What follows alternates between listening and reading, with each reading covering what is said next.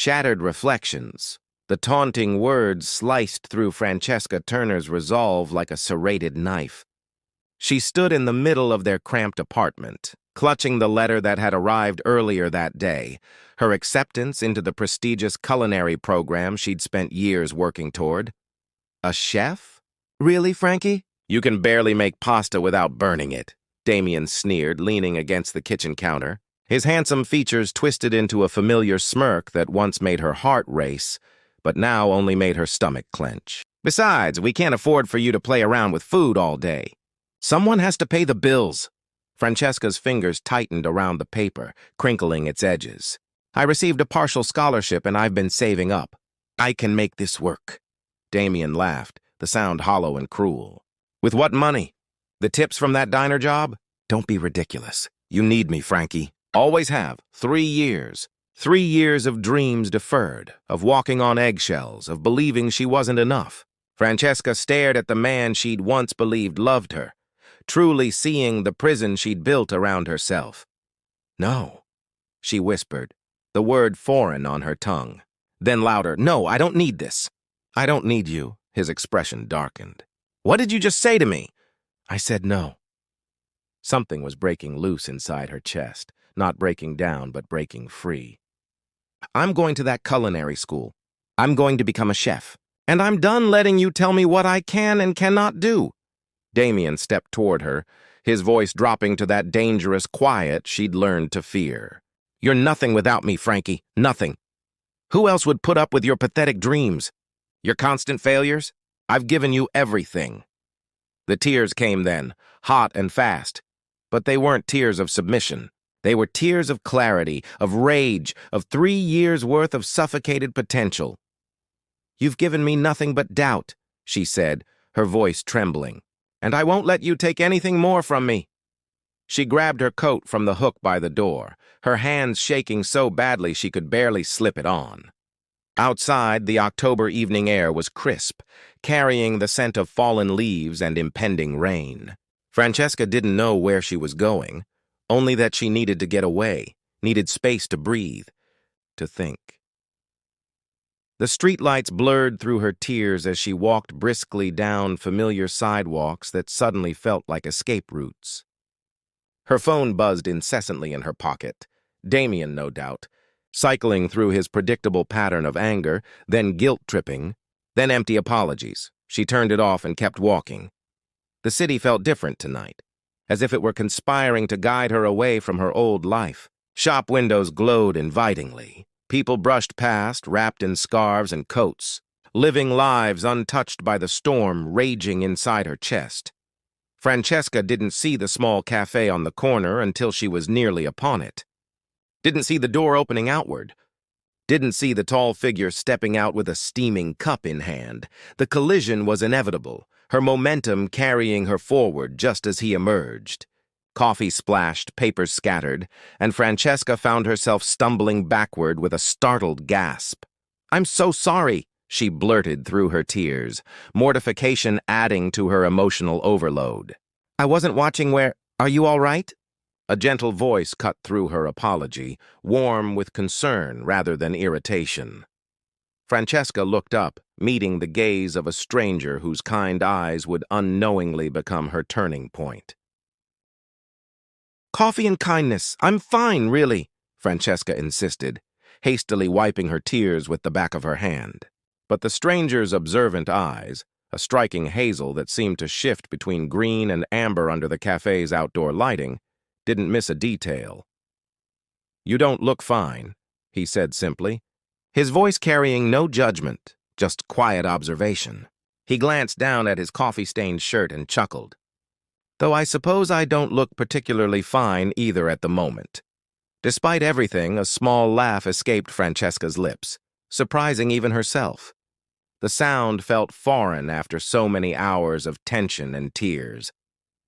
The stranger smiled, revealing a slightly crooked incisor that somehow made his otherwise handsome face more approachable. I'm Harrison.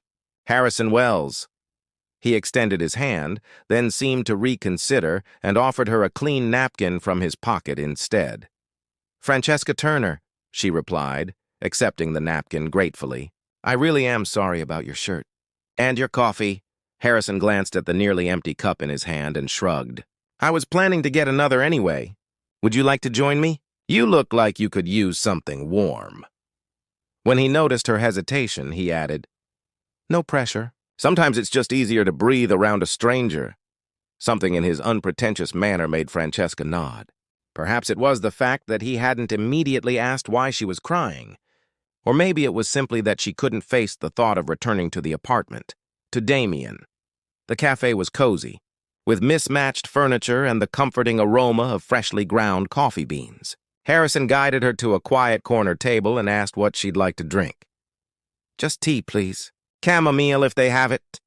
When he returned with her tea and his coffee, Francesca noticed he'd also brought a small plate with a chocolate croissant. The owner says these cure everything, he explained, sliding the plate toward her. I'm not sure about everything, but they're pretty spectacular. Francesca wrapped her cold fingers around the warm mug. Thank you. You really don't have to do this. Harrison settled into the chair opposite her, his posture relaxed, yet somehow respectful of her space. Consider it coffee karma. I figure if I help someone having a rough night, maybe someone will help me next time I'm having one. There was something about him, a genuineness that seemed rare. His clothes were simple but well made. A navy button-down shirt, now sporting a coffee stain, dark jeans, and a charcoal gray jacket that hung on the back of his chair. No flashy watch, no designer labels screaming for attention. Just a man who seemed comfortable in his own skin. So, Francesca Turner, he said after she'd taken a few sips of her tea, you don't have to tell me what happened, but is there someone I can call for you? Someone who might be worried? The question brought reality crashing back. Francesca's phone remained off in her pocket, and she knew there would be dozens of messages waiting, alternating between accusations and pleas. No, she said softly. There's no one. Harrison nodded, accepting her answer without pressing. I understand. Sometimes we're more alone than people realize. For the next hour, they talked about everything and nothing. Harrison asked about her interests, lighting up when she mentioned her passion for cooking. I'm hopeless in the kitchen, he admitted. I once set off the fire alarm trying to boil water. That's not even possible. Francesca laughed. Trust me, I defy the laws of kitchen physics. His smile was infectious. What kind of cooking do you enjoy most? And just like that, Francesca found herself talking about flavor combinations and techniques, about her dream to blend traditional Italian cuisine from her grandmother's recipes with modern innovations. Not once did Harrison look bored or dismissive. Instead, he asked thoughtful questions that showed he was genuinely listening. What Francesca didn't know, couldn't know, was that Harrison Wells wasn't simply being kind. As founder and CEO of Meridian Innovations, he had built a technology empire worth billions from a startup in his garage 10 years ago.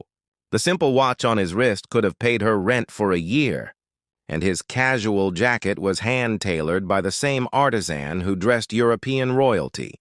But Harrison had learned long ago that his wealth was both a shield and a barrier. It protected him from certain hardships but isolated him from authentic connections. Most people who approached him wanted something: funding for their ventures, connections to his network, or simply the cachet of being seen with someone wealthy.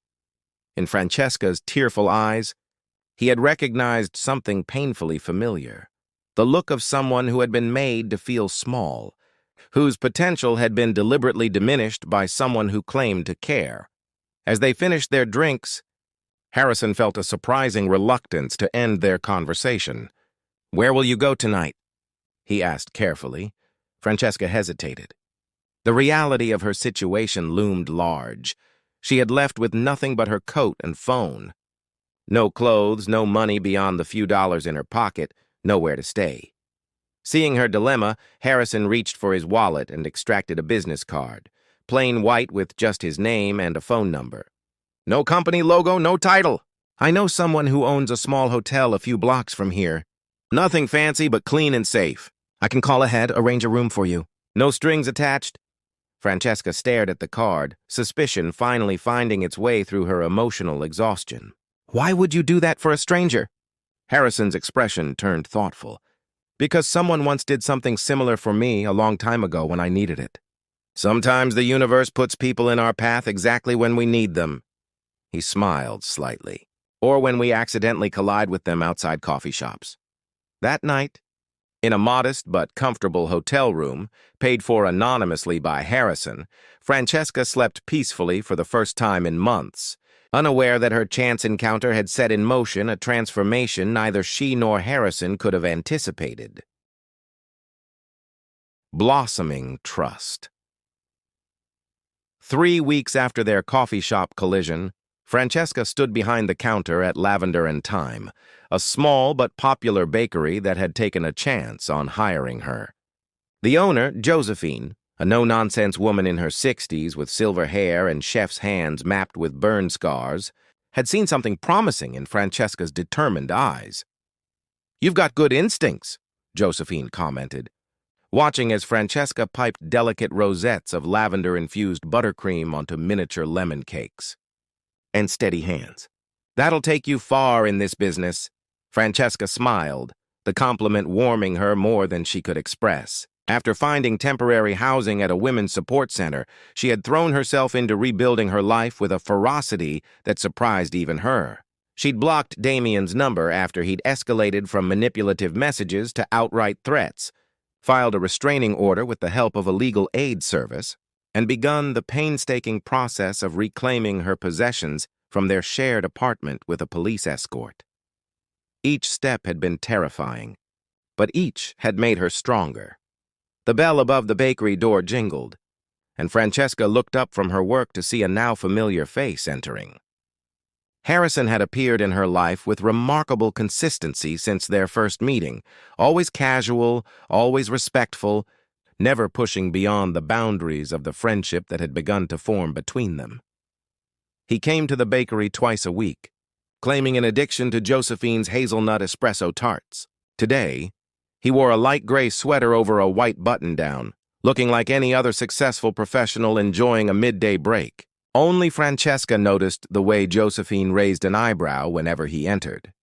The older woman had an uncanny ability to sense when someone was holding back parts of themselves. "The usual?" Francesca asked, already reaching for one of the tarts. Harrison's eyes crinkled at the corners as he smiled.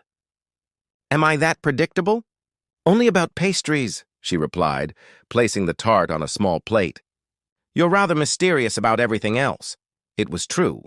For all their conversations, about books they'd read, places they'd visited, dreams they still harbored, Harrison revealed remarkably little about his professional life.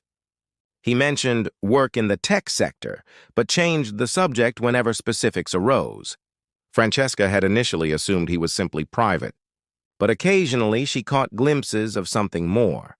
The deferential way the hotel staff had treated him when he'd helped her find a more permanent apartment, the sleek car that sometimes dropped him off a block from the bakery, the way he spoke multiple languages with native fluency. Harrison took the tart and sat at his usual corner table, where he could see the entire bakery. "I've been meaning to ask you something," he said when Francesca brought over his coffee. "Your culinary school acceptance, what happened with that?" Francesca's hands stilled. She hadn't mentioned the acceptance letter to him. "How did you know about that?" A flicker of something, discomfort, crossed Harrison's face. "You mentioned wanting to attend culinary school during our first conversation. I assumed you'd applied. It wasn't entirely untrue, but it wasn't the complete truth either." Harrison had, in fact, made inquiries about Francesca after helping her that first night.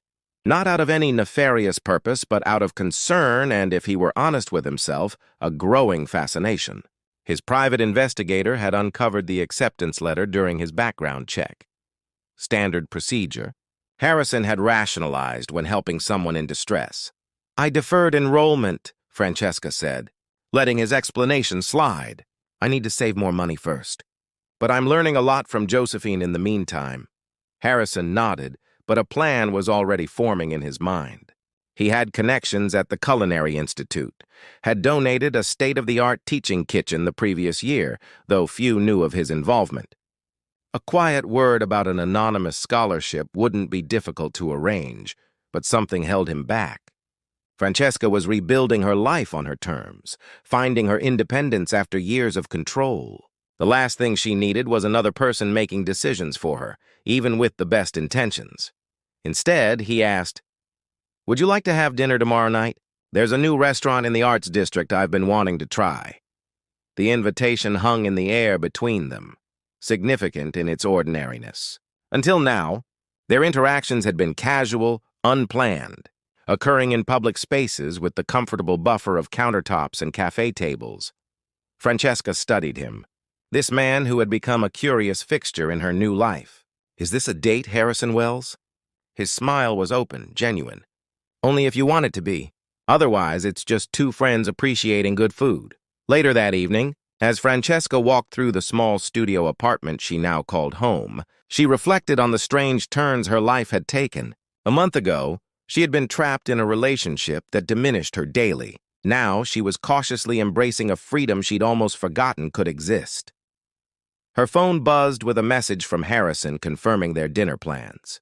Francesca ran her fingers over the screen, wondering about the quiet intensity she sometimes glimpsed behind his easy smile, the careful way he never pressed for details about Damien, the generosity that seemed second nature to him. Who was Harrison Wells, really? And was she ready to find out? Bridges beyond wealth. 2 weeks passed without a word between them. Harrison didn't come to the bakery, and Francesca didn't reach out, though she found herself checking her phone more often than she cared to admit. The business card he'd given her that first night remained tucked in her wallet, its edges softened from handling. During those quiet days, Francesca found herself reflecting on the man she had come to know. Not Harrison Wells, the tech mogul, whose name she now recognized in news articles and business journals, but Harrison who preferred cinnamon in his coffee, who laughed without restraint at her terrible puns, who listened to her dreams with undivided attention. Had all of that been genuine, or was it tainted by his omission? On a rainy Tuesday afternoon, as Francesca was experimenting with a new recipe for cardamom shortbread, Josephine settled onto a stool across from her with a knowing look. "Your wealthy admirer hasn't been around," the older woman observed, cutting straight to the point as was her habit. Francesca's hand stilled in the midst of measuring spices. "You knew who he was?" Josephine snorted. "Of course I knew. Harrison Wells doesn't exactly blend in, no matter how hard he tries with those ordinary sweaters." She wiped flour from the counter with a practiced sweep. "He's the reason I was able to keep this place when the rent tripled last year. Bought the building outright and reduced it back to what I'd been paying." "He never mentioned that," Francesca said quietly. "Would you have wanted him to?" Josephine countered. "Some gifts are best given silently, especially from someone like him who has experienced how quickly hands extend when people learn what's in your bank account." Francesca added the cardamom to her mixture, considering Josephine's words. "I felt like he wasn't honest with me." "There's a difference between dishonesty and protective privacy," Josephine said, her tone softening. "That man looked at you like you hung the moon, girl. Not because you needed saving, but because you were saving yourself." She patted Francesca's flour-dusted hand. "Think about the worst thing someone like him fears in relationships. People wanting him for his money," Francesca answered immediately. "Exactly. And what's the best way to know someone doesn't want you for your money? If they don't know you have it," Francesca finished, understanding dawning. Later that evening, Francesca found herself standing outside the gleaming Meridian Innovations headquarters downtown, nerves fluttering in her stomach. The security guard looked skeptical when she asked for Harrison Wells without an appointment, but made a call nonetheless. To her surprise, Harrison appeared in the lobby minutes later, dressed in a tailored suit that emphasized his height and the breadth of his shoulders, a far cry from the casual attire she was accustomed to seeing him in. His expression when he spotted her shifted rapidly from guarded to hopeful. "Francesca, I brought you something," she said, holding out a small bakery box. "Cardamom shortbread. New recipe." A small smile touched his lips. "Is this a peace offering or a farewell gift?" "That depends," she replied, finding courage in his evident vulnerability. "Would you like to go for a walk with me? Just two people, getting to know each other. Properly this time." They ended up in a small park several blocks from the Meridian building, sitting on a bench as the setting sun painted the sky in brilliant oranges and pinks. Harrison's suit jacket was draped over Francesca's shoulders to ward off the evening chill, and the shortbread had been declared a success. "I'm sorry I didn't tell you sooner," Harrison said, watching a pair of squirrels chase each other across the grass. "I've had bad experiences with people discovering my financial situation. It changes how they see me, how they act around me. Suddenly, I'm not just Harrison anymore. I'm Harrison Wells, with all the preconceptions and expectations that come with that name." Francesca nodded, understanding better now. "And I'm sorry I reacted the way I did. It felt like everything between us might have been built on uneven ground, but that wasn't fair to you. You've never treated me as anything less than an equal." Harrison turned to face her fully, his expression serious. "I need you to know something. Every interaction we've had, every conversation, every moment, it was all real. My interest in you has nothing to do with wanting to rescue you and everything to do with admiring who you are, your resilience, your passion, your kindness. And my cardamom shortbread," Francesca added with a small smile. "Especially your cardamom shortbread," he agreed, his eyes crinkling at the corners in the way she'd grown fond of. "But Francesca, I need to be clear about something else. If this becomes something more, my life comes with complications. Public scrutiny, security concerns, people who will make assumptions about you, about us."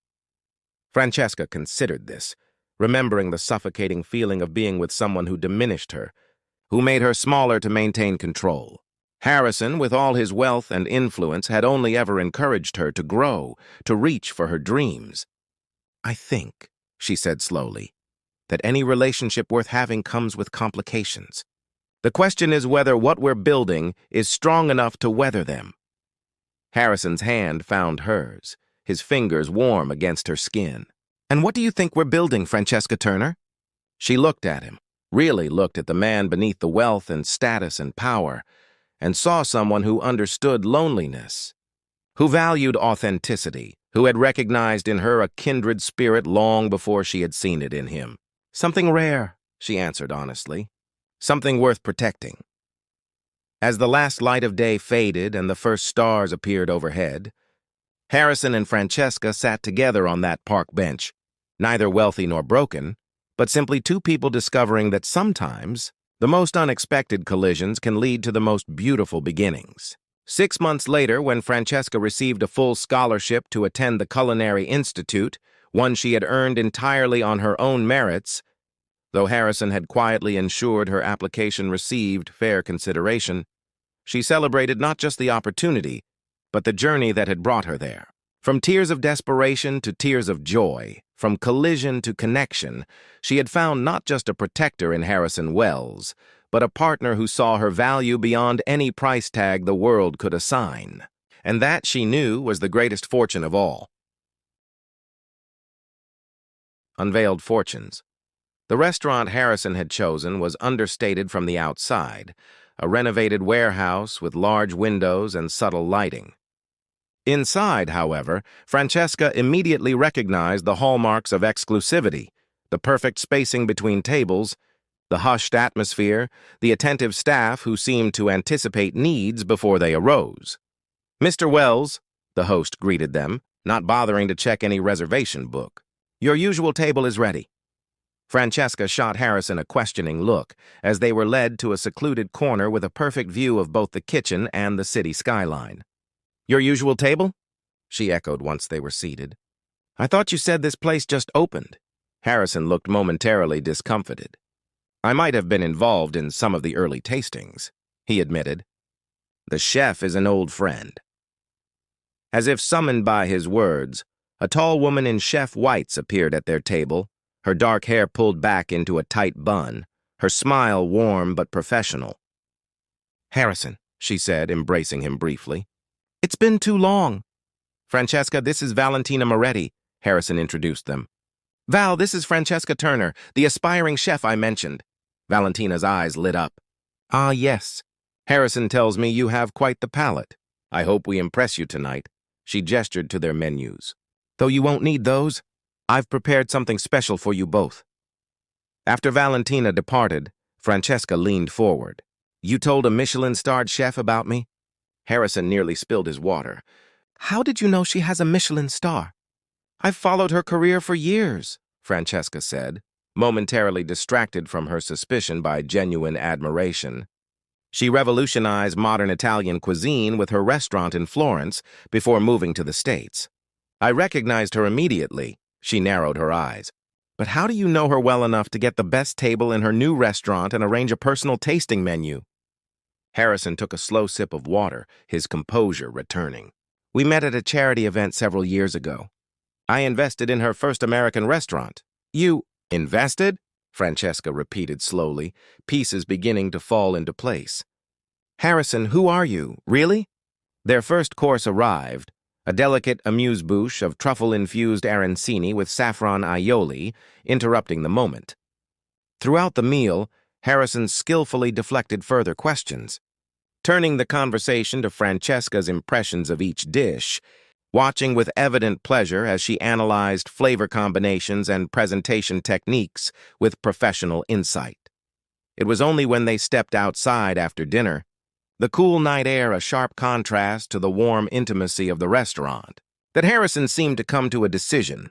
Would you like to see something? He asked, nodding toward a sleek black car that had appeared at the curb.